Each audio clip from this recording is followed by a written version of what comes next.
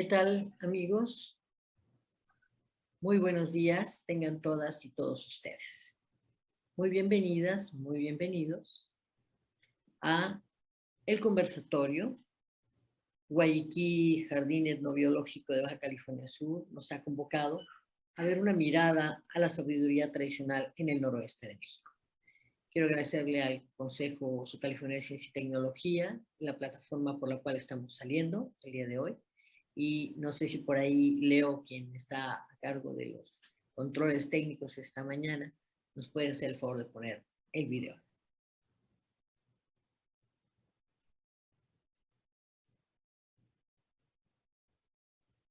Estamos por ahí, ¿verdad, Leo?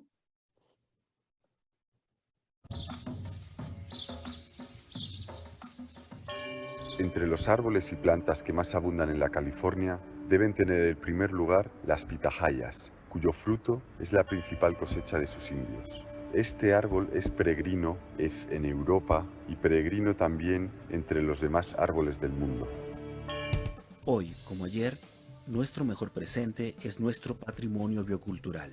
El Jardín Etnobiológico de Baja California Sur, Cuyaqui, es un espacio para la difusión, educación, conservación e investigación de la flora y fauna regional y el manejo por las sociedades que han habitado este árido territorio. Localizado en La Paz, con una superficie de 3.5 hectáreas, 1000 metros de senderos demostrativos, vivero y módulos de avistamiento de aves e interpretación de fauna. Un lugar de encuentro con el conocimiento de los saberes populares en torno al uso, aprovechamiento y valor cultural de la flora y fauna de este extremo del desierto sonorense. El Jardín Etnobiológico Cuyaqui te ofrece exploración de colores y sabores del desierto, campamentos infantiles de verano, mercado tradicional de productos locales y artesanías, talleres de artesanos, semana de los reptiles, elaboración de quesos. Hoy como ayer, en Cuyaqui nuestro mejor presente es nuestro patrimonio biocultural. Propuesta transdisciplinaria en colaboración con comunidades locales y otros esfuerzos de jardines botánicos y bioculturales.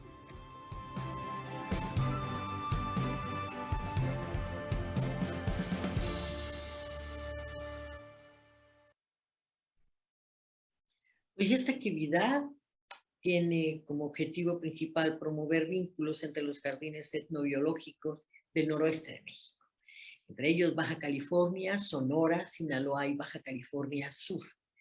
Compartimos, pues, similitudes florísticas al ubicarnos dentro de la región conocida como el desierto sonorense. No obstante, condiciones históricas y sociales han moldeado diferencias en los conocimientos bioculturales.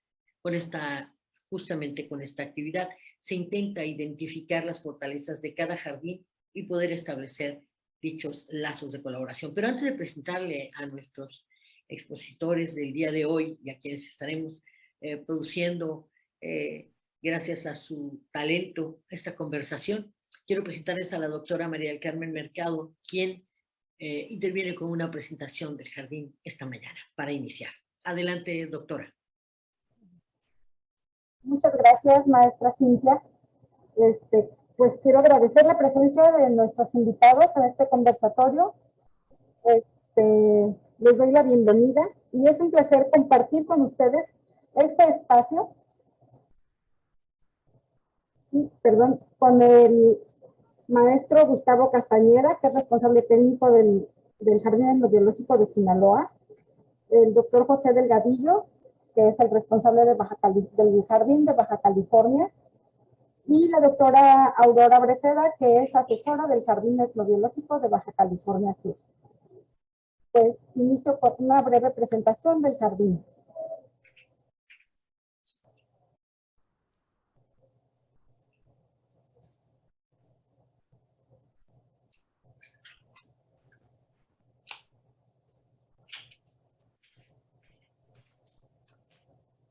Muy bien.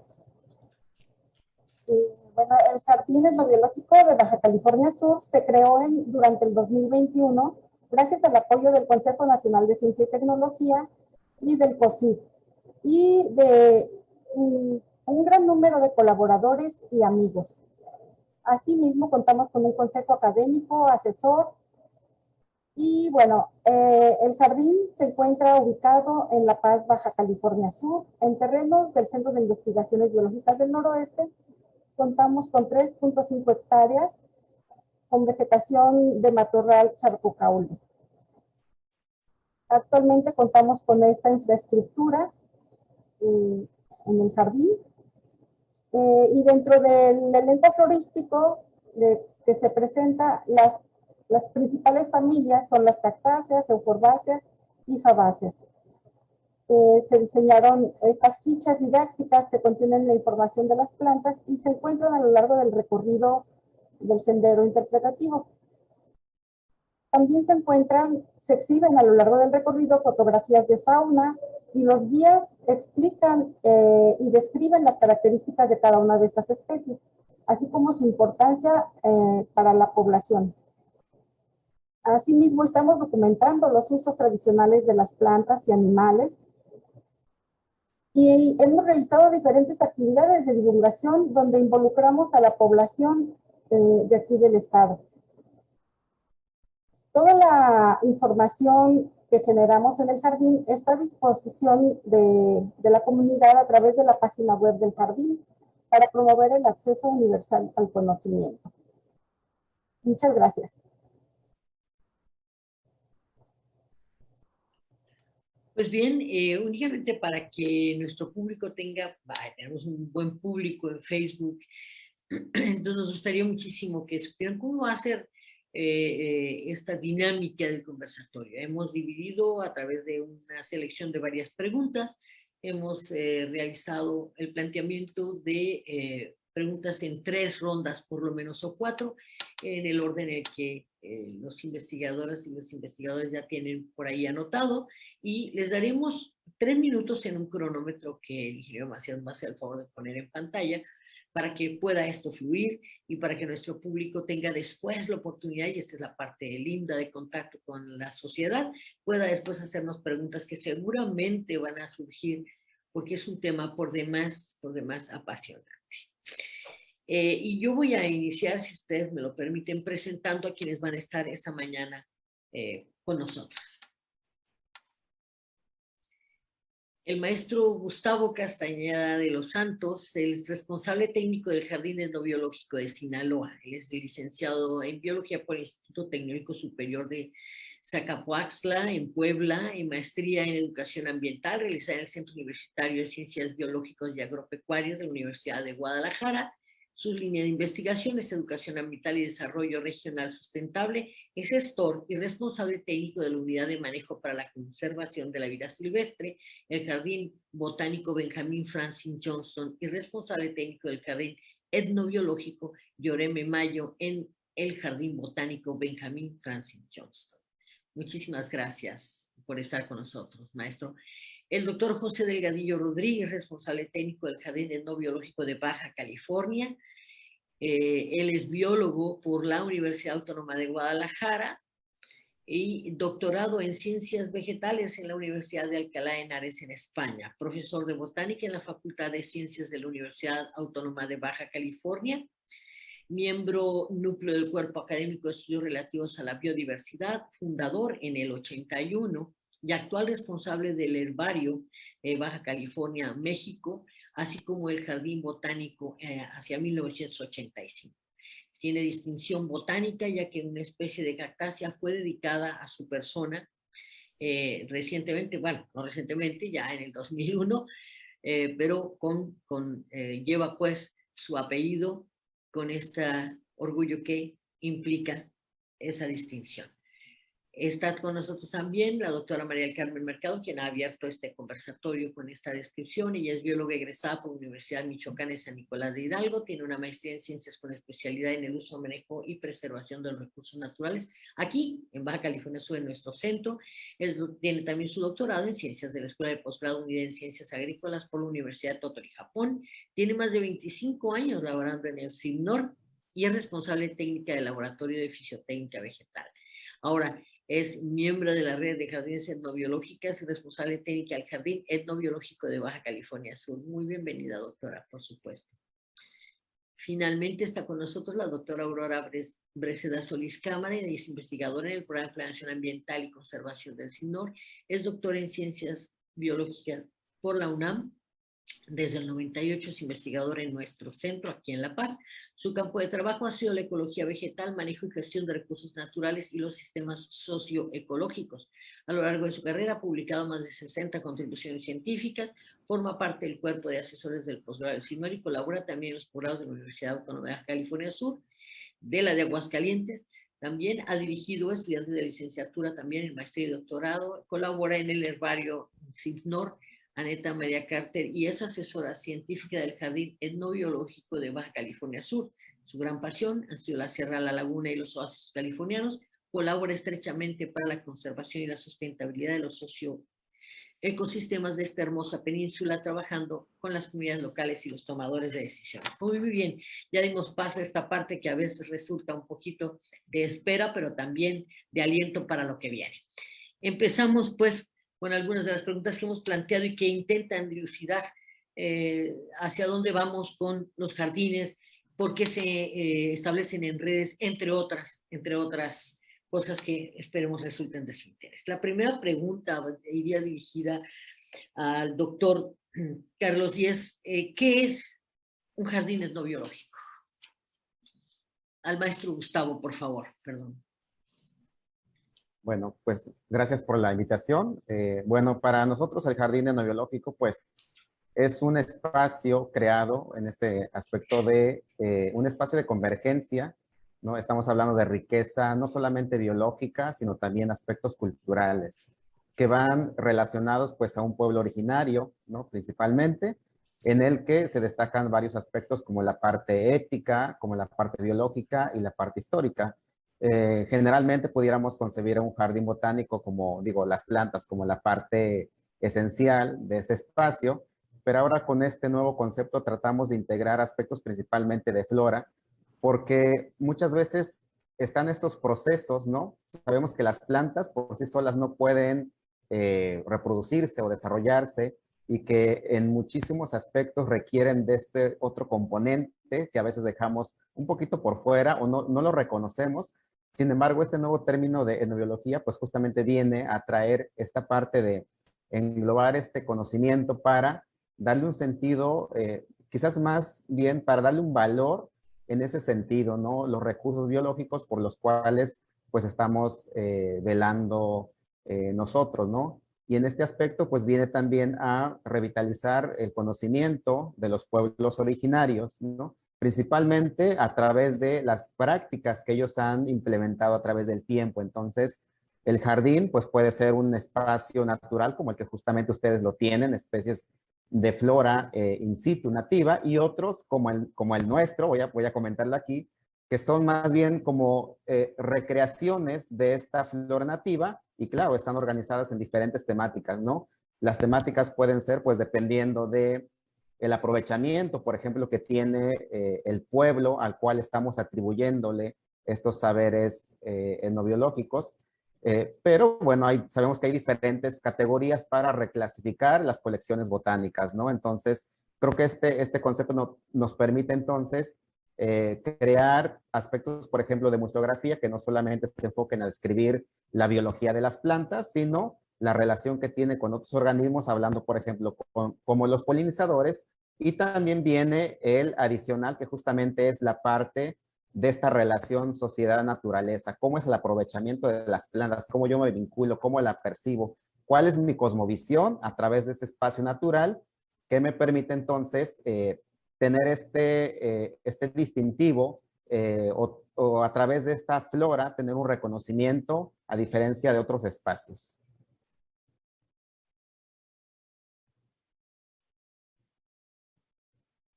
Está apagado su micrófono. Tu micro, Cintia.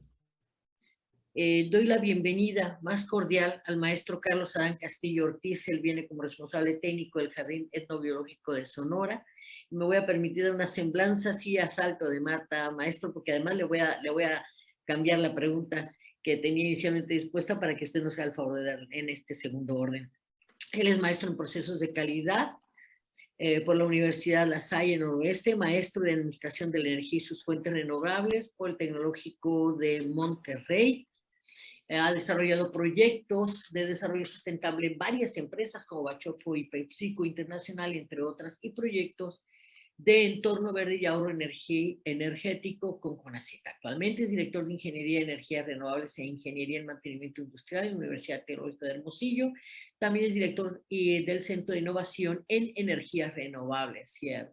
Él es el responsable técnico del proyecto CONACYT, denominado Jardín Etnobiológico de Sonora, de la Red Nacional de Jardines Etnobiológicos de los Programas Estratégicos Nacionales. Así que muy bienvenido, y así sin más voy directo a dispararle con una pregunta, maestro, que además no surgió tan casualmente, no todas las personas estamos tan familiarizados con este hecho. ¿Cuál es la diferencia entre un jardín etnobiológico y un jardín etnobotánico? Hola, buenos días a todos. Antes que nada, una disculpa por la tardanza de la conexión, problemas técnicos que suelen suceder, ¿no? Un gusto saludar, Gustavo, maestra Carmen, maestra Cintia, pues y a todos los que nos están oyendo, pues un gusto participar y gracias por la invitación. La diferencia básicamente estriba en el manejo de los elementos que tenemos en un jardín, ¿no? En un jardín etnobotánico, pues se manejan especies básicamente de flora. Cuando hablamos de la etnobiología, pues ya estamos hablando de un componente más completo, que es toda la riqueza biocultural de una región, de una entidad, en este caso de las etnias, de ahí la palabra etnobiológico, y que adicionalmente pues también se consideran elementos de fauna también, ¿no? Entonces esa es la gran diferencia. El objetivo precisamente de los jardines es manejar todo lo que es la flora y fauna en nuestros contextos regionales, su preservación, su conservación, su difusión, su educación a edad temprana. Creo que ese es uno de los componentes principales que manejamos en todos los jardines, ¿no? El componente educativo, el componente ecológico, el componente de entorno ambiental y cuidado de nuestros recursos, ¿no? Entonces, básicamente esa es la diferencia entre uno y otro componente, ¿no? Muchísimas gracias, maestro, y no se preocupe, en la era esta de la pandemia aprendimos a llegar a como podíamos a nuestras citas, así que muy bienvenido nuevamente. También agradezco la presencia de la doctora Sara Díaz, que nos ha hecho el enorme favor de brindarnos esta plataforma de proyección. Doctora, bienvenida y gracias. Voy ahora a una pregunta para el doctor Delgadillo. Doctor, pareciera ser que en lo que han enunciado ya sus colegas, hay un esbozo sobre la importancia de los jardines, pero quisiéramos en este momento preguntarle a usted directamente, así tan ancho como puede ser el concepto, ¿cuál es la importancia de un jardín? Muchas gracias, saludos a todos. Sin duda, para complementar la respuesta de Gustavo y Carlos, indudablemente es muy conocido que la función de los jardines son primeramente hacer programas de divulgación, de difusión sobre la riqueza e importancia de las plantas en general, ¿no? En algunos casos pueden ser plantas nativas y en otras plantas introducidas en una localidad o en un territorio. En mi posición de botánico, para mí todas las plantas son importantes, ¿no? La segunda función que tienen y que no todos los jardines, al menos en México, la ejercemos, es la conservación, salvo aquellos jardines que tienen extensiones muy importantes donde tienen flora, como el caso del Signor, flora nativa en sus territorios, donde in situ se pueden conservar especies, tiene esa capacidad de hacer conservación, y otros que hacen procesos de propagación de algunas especies amenazadas. Y allí pasaríamos al siguiente punto, que es la investigación, ¿no? Que requiere ya un equipo muy importante, interdisciplinario en el área de ciencias vegetales, desde taxónomos, fisiólogos, etcétera, que pocos jardines creo que en México lo tienen. En general, los que conozco, tenemos más bien una fuerza muy importante en divulgación del conocimiento. Y ahí es donde creo que es una fortaleza en cuanto a los tipos. Cualquier colección puede ser importante, cualquier esfuerzo tiene relevancia. Por ejemplo, en este viaje que estoy haciendo por Baja, algunas misiones como San Ignacio tiene un pequeño jardín con el nombre científico que indica la importancia inclusive de los mismos, sin ser un verdadero jardín, pero hace un eslabón de divulgación y algún responsable, algún entusiasta lo tiene sin tener la formalización. Ahora, pues las colecciones como tal, científicas, están protegidas por la UNESCO, entonces desafortunadamente nuestras colecciones algunas veces no son bien comprendidas porque finalmente es una colección viva, ¿sí? En el caso de plantas y en no biológica, pues ya cubriendo los otros aspectos, que es mucho más difícil la parte de la fauna. Más bien nos llega a la fauna, a estos jardines, a estos espacios verdes, a estos espacios libres, y entonces ahí entramos a esa. En el caso de ustedes, del signo, pues tienen una fauna que ya me explicó Carmen en la visita de hace 2 días, una fauna importante, nativa. En el caso de los jardines que estamos en ciudades, pues nos llega principalmente el aviar, nos llegan muchas aves, y eso es una importancia también que hay que destacar. Muchísimas gracias, doctor.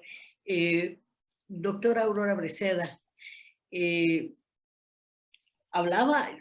escuchaba hablar al doctor Delgadillo y este espacio que parece tan llano y tan simple cuando uno lo ve a simple vista, lleva una complejidad enorme para conformarse y para sostenerse. Yo le preguntaría, ¿podría hablarnos de esa complejidad para crear y mantener un jardín de esta naturaleza? Claro que sí.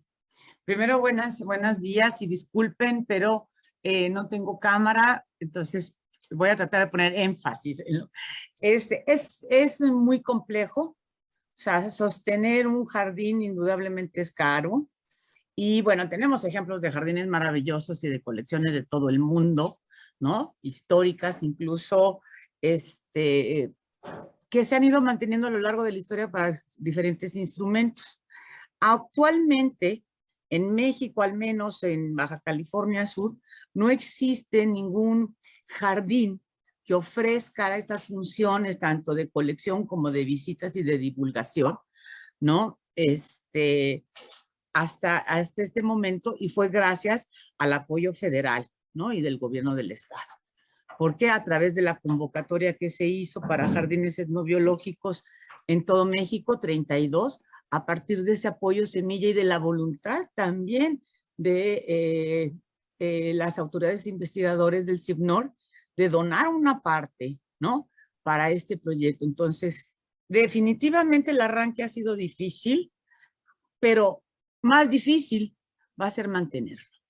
Al menos en México, que yo sepa, este tipo de colecciones vivas y de jardines, pues son sostenidas, ¿no? O sea, difícilmente pueden ser autosustentables por los esquemas que tenemos de financiación, ¿sí?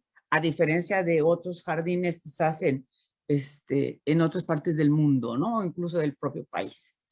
Pero definitivamente es un gran reto. Necesitamos de la colaboración de todos los sectores y las instancias y sobre todo hacer un instrumento vivo, ¿no? La voluntad y la colaboración de la sociedad, del gobierno del estado, de la federación y del propio institución. No sé si contesté la pregunta, doctora, maestra. No, excelente. Además, no le puedo decir si no excelente después de haberme nombrado doctora. Está muy bien. Gracias a usted. El esfuerzo para conseguir estos espacios implica meternos en tareas que, si bien conocemos por expresiones, son del dominio de la gente, y hablamos de la conservación cada día más y más y más, como hablamos de cambio climático y de otras situaciones que nos tienen ocupados en las mesas, en los pasillos, en los cafés, en la sobremesa. Pero aquí yo hablo del jardín como un punto toral relacionado con la conservación. Maestro Gustavo, ¿cómo es? O sea, es decir, ¿qué papel juega un jardín en las tareas de conservación de la naturaleza? Bueno, pues antes que nada también ahí habría que ver cómo está conformado el jardín, ¿no? ¿Quiénes son los que liderean, ¿no?, ese jardín, el que los conformaron. Ahí hablaba el doctor Delgadillo sobre los jardines etnobiológicos que están dentro de, o que están acogidos por una institución que hace investigación y que justamente le pega uno en el tino de esta labor importante, y que, digo, los principales centros de investigación, hablando de SINORA, hablando del Instituto Nacional de Ecología o de la UNAM, que justamente tiene este cuerpo de investigadores y académicos que le dan un plus a este proceso.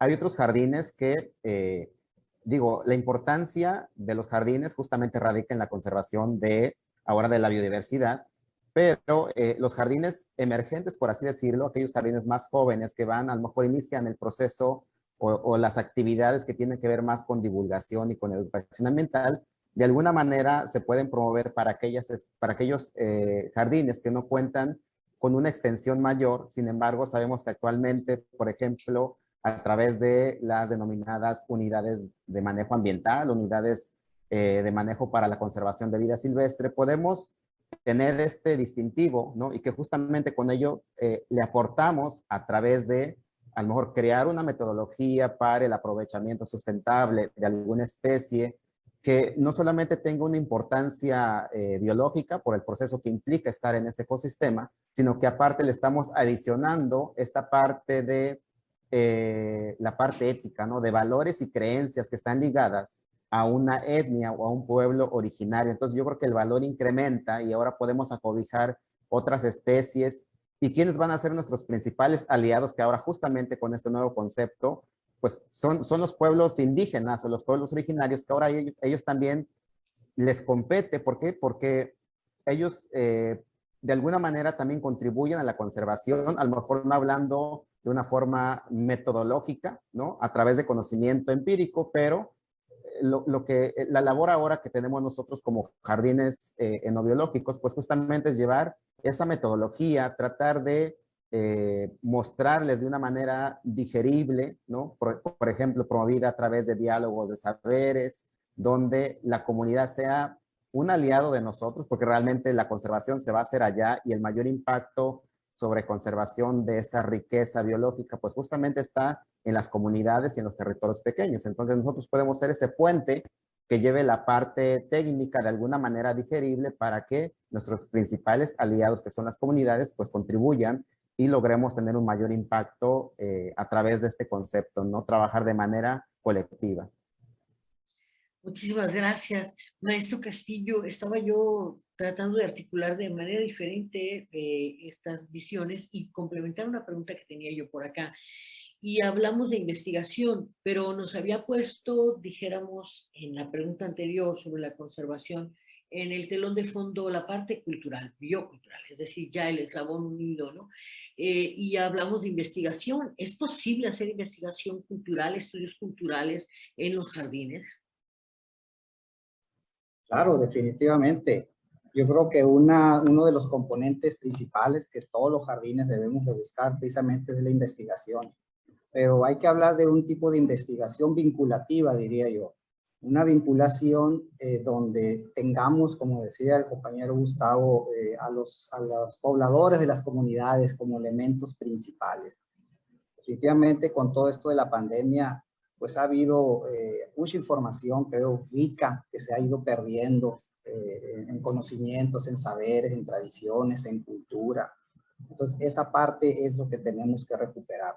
Definitivamente la investigación se tiene que hacer bajo ese componente principal de tratar de rescatar toda esta información, pero no nomás rescatarla, sino también promoverla, exhibirla, que sea de libre acceso para toda la comunidad, porque de nada sirve pues hacer mucha investigación si se queda guardada, ¿no?, o archivada por ahí, ¿no?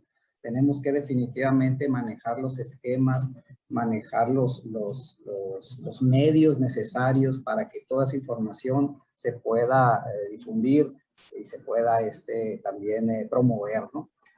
Precisamente la red de jardines buscamos eso, esa investigación con grupos de especialistas, pero yo creo que también es muy importante que entre nosotros, los mismos jardines, podamos compartir experiencias, aprendizajes, buenas prácticas. Creo que eso también nos vendría a fortalecer un poco más, porque seguramente pues la información que se puede dar en una región puede también aplicar en otra, ¿no? O al revés, ¿no? Hay cosas que no pueden aplicar, pero eso es lo bonito de descubrir esa información o esos conocimientos mediante la investigación. Por eso, repito, tiene que ser una vinculación con una investigación, perdón, vinculativa con todas las poblaciones de cada una de las regiones donde estamos operando los jardines. Muchísimas gracias. Doctora Breceda, también le tenía yo una pregunta, pero se me antoja la otra porque ya nos dio la pauta su colega anterior. Y tiene que ver esta interrelación de los espacios, y sobre todo en la zona noroeste, porque aquí se antoja además hacer como la superárea cultural, ¿no? Así que, ¿cuál es esta relación de los espacios y qué importancia, o sea, qué interés los une ya de forma muy cotidiana? Pues es muy importante, justamente desde el nombre, ¿no? Etnobiológico. O sea, de lo que se trata realmente es, además de las colecciones vivas de flora y fauna, es la relación con las sociedades, ¿no? Esto es muy importante. Lo que nos interesa también es saber culturalmente, históricamente y actualmente cómo las sociedades del desierto, nada más del desierto sonorense, bajo todas estas condiciones de aridez, ¿no? Y de retos tremendos para la vida y para el desarrollo social, se han dado, ¿no? A lo largo, porque tenemos, mira, es interesantísimo, está Sonora, Sinaloa, que nos están hablando de, bueno, llorenes, mayos, ¿no?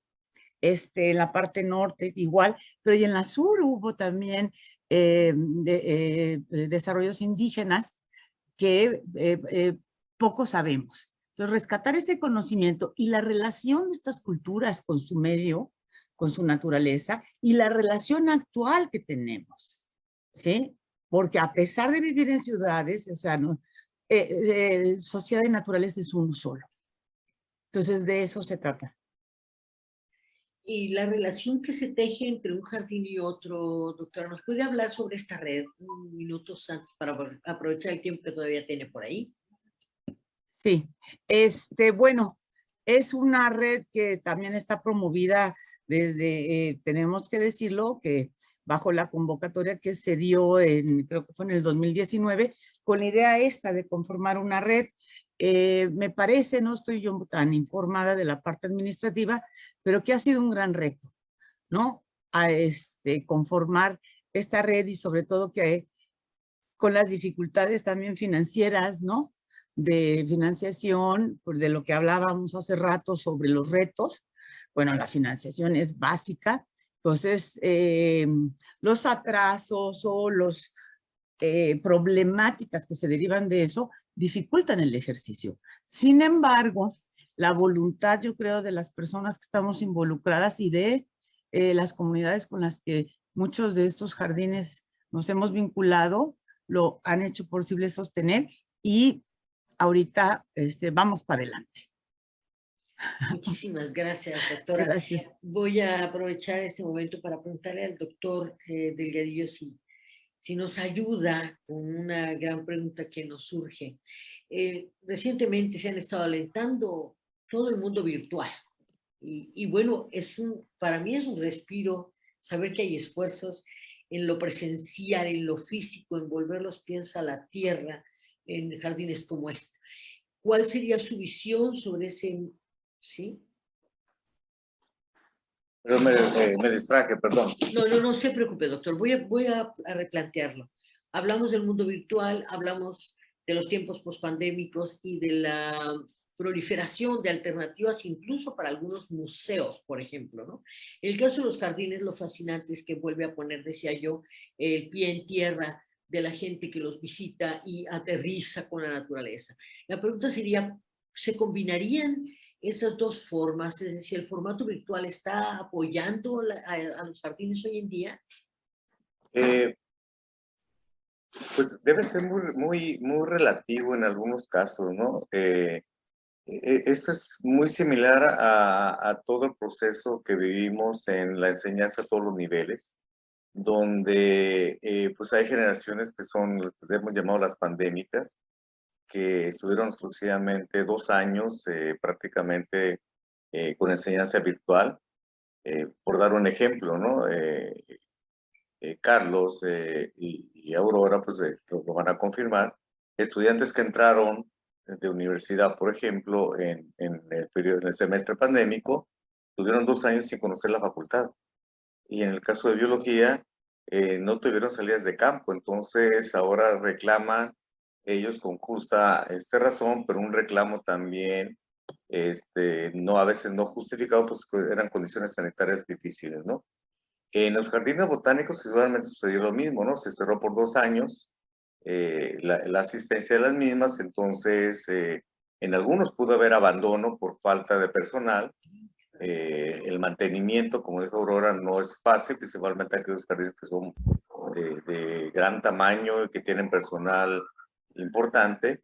En cambio, otros más pequeños, que dependemos del departamento de jardinería de la universidad, entonces hubo abandono y los técnicos pues, se nos permitía un acceso limitado. En cualquier caso, debemos retomar, yo creo que los programas, además de los normales, de guías, de aperturas, en días idóneos. Por ejemplo, en el caso de ustedes, está alejado de la ciudad. Ir entre semana es muy difícil la visita, así que habrán que promoverlo los fines de semana, ¿no? En el caso de nosotros, está dentro del campus de la universidad, generalmente, pues también promover los fines de semana, que hay prácticamente pocas clases, y cada jardín va a tener su característica, su naturaleza que tenemos que valorar. Por dar un ejemplo, la comunidad indígena Kumeyaay con la que estamos trabajando en Valle de Guadalupe, pues también está alejada, y aunque no es un jardín con una gran envergadura, es una colección botánica que ellos crearon, que nosotros ayudamos a fortalecerlo, y generalmente son visitadas en los fines de semana, ¿sí? Nuestro propósito actual para cumplir las metas que hemos propuesto es llevar niños de 15 escuelas al jardín, cosas que no pudimos hacer el semestre pasado, con lo cual pues implicó regresar una buena importante cantidad de dinero que no se creció, y ahora pues, lo retomaremos en septiembre en el horario que ellos pueden, utilizando los recursos de autobús que tiene la universidad, y esto creo que nos va a favorecer, además de talleres.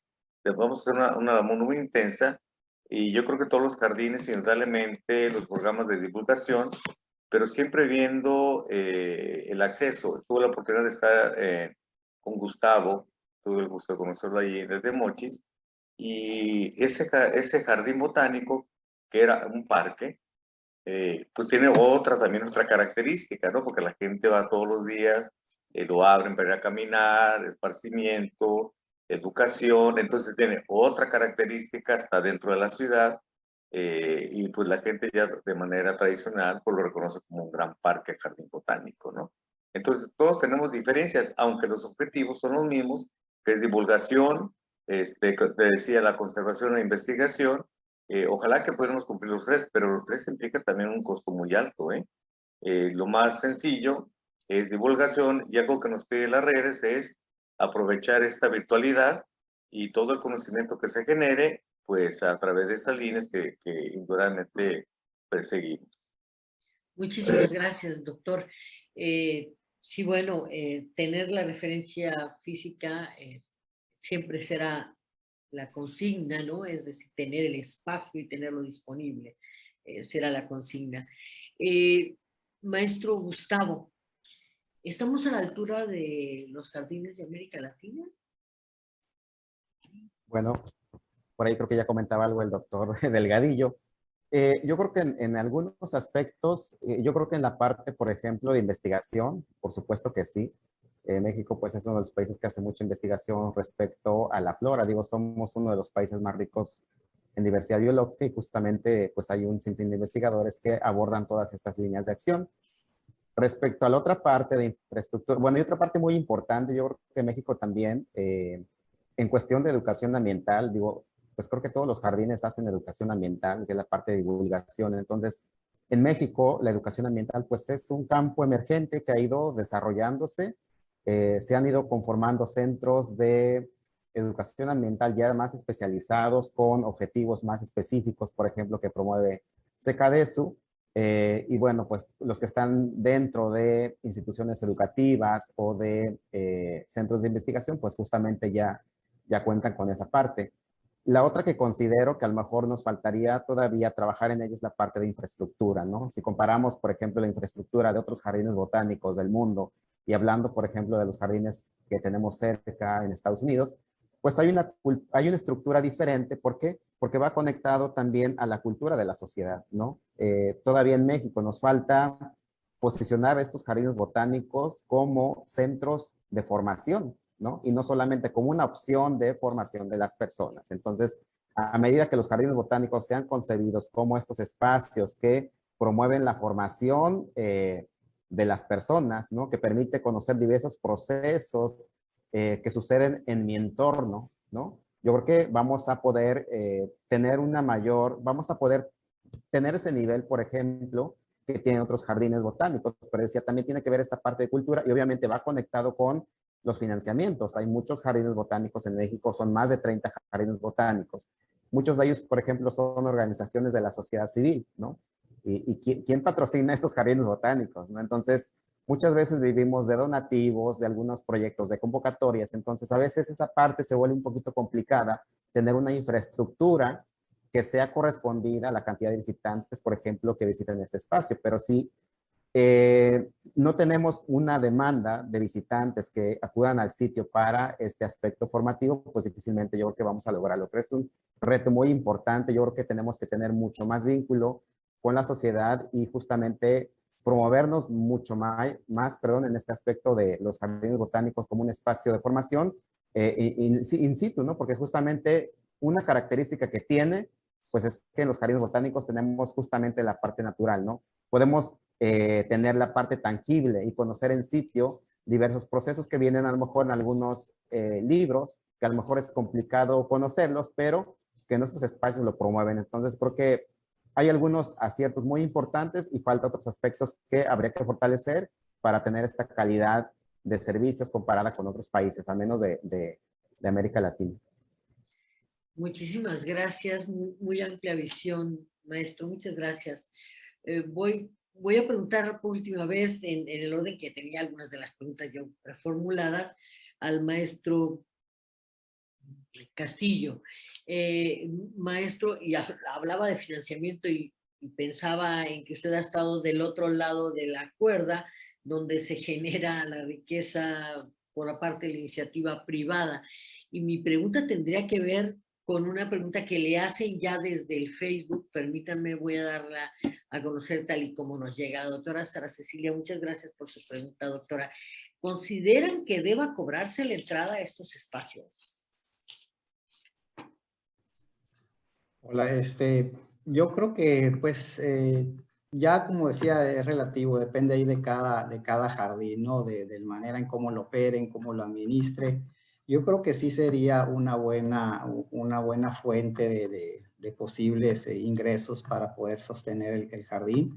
Aparte, pues que esto también creo yo que tenemos la cultura en México de poder pagar por un servicio que pueda ofrecer pues un entorno natural, ¿no? El ir, ahorita el efecto emocional que tenemos las personas de la pospandemia, pues el regreso a lo natural, el regreso a lo vivo, a lo vivencial, eso es una terapia inclusive para muchos. Entonces, yo creo que es justo, es digno que se pudiera en el determinado momento tener alguna cuota de recuperación, no podemos llamarle no cobro propiamente, pero como una cuota de recuperación precisamente para manejar este tipo o ayudar un poco a los costos que implica el mantenimiento de un jardín, ¿no? Ahorita que mencionabas, efectivamente, estando de la otra parte, de cómo se consiguen los financiamientos para proyectos en la iniciativa privada y cómo se hacen acá en el sector público, pues claro, no hay mucha diferencia, ¿no? Sin embargo, también dentro de los mismos algunos sectores públicos mundiales incluso, hay manera de que se puedan conseguir alguna fuente de financiamiento, algunos recursos adicionales. Todo es como cada uno de nuestros jardines podamos organizarnos y podamos proponer o convocar a ciertos fondos, ¿no? Eso es lo que estaríamos visualizando también, ¿no? Pero definitivamente el financiamiento en el sector público es un camino largo, tedioso, pero creemos que si nos organizamos y tenemos una convicción en todo el grupo de trabajo, pues podemos lograr cosas interesantes, ¿no? Hace rato mencionaba la palabra vinculativa. Yo creo que aquí también se vale en el financiamiento el poder acercarnos con empresas privadas, con empresas de corte internacional, que de alguna u otra manera pueden apoyar, pueden mediante donaciones, apoyos directos, personal, infraestructura, en fin. Hay muchas formas que podemos también buscar de esa manera, de poder tener apoyos por parte de la iniciativa privada, y a la par que obviamente que lo que se busquemos en el mismo financiamiento que ya tenemos en el sector público, ¿no? Pero definitivamente es un gran reto, lo mencionaron los compañeros por ahí, es un reto muy grande que tenemos todos los jardines para buscar nuestras fuentes de financiación. Gracias, maestro. Bueno, doctora Breceda, nos mandan otra pregunta por Facebook. Miguel Medina, muchísimas gracias por estar participando en este conversatorio.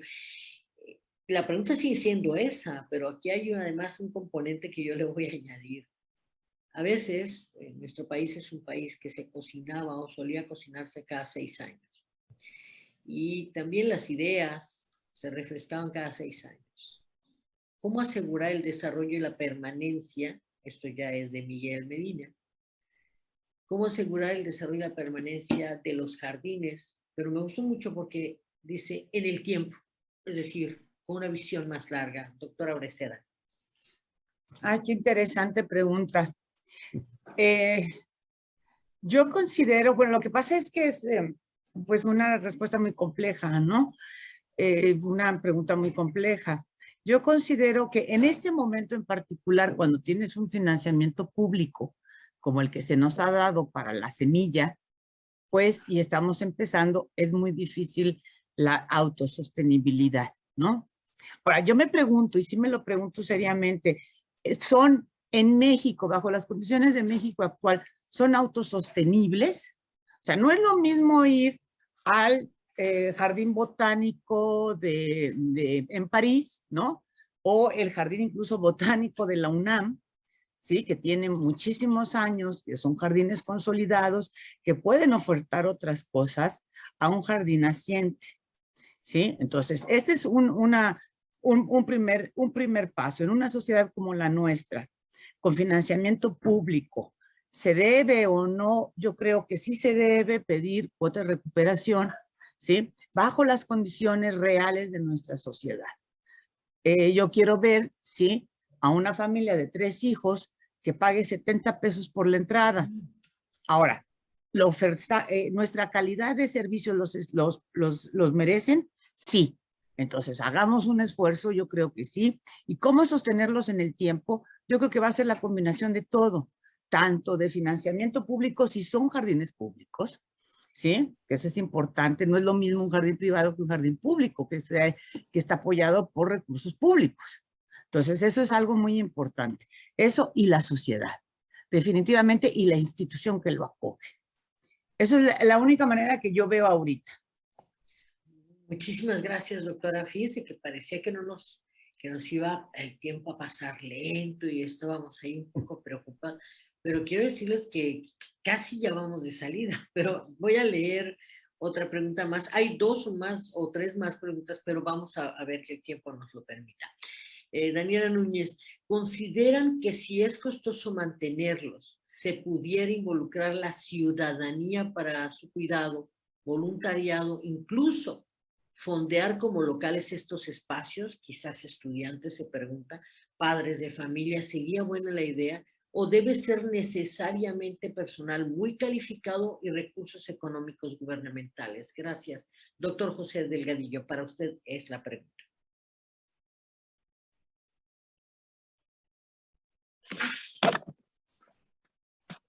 Bueno, yo creo que indudablemente que la sociedad tiene que estar involucrada en todos los sentidos, ¿no? De hecho, los jardines se deben a ellos, ¿no? Para hacer programas de divulgación.